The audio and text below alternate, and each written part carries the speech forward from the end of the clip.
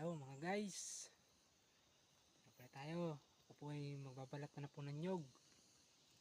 Yan ho, sa aking likuran. Ito na po yung akin naumpisahan pagbalat. Ang piraso pa lang po. Ako po ay nagsaing na rin po at tanghali na.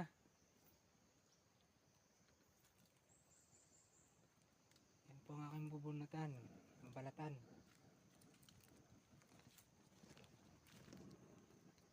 At ito naman po yung aking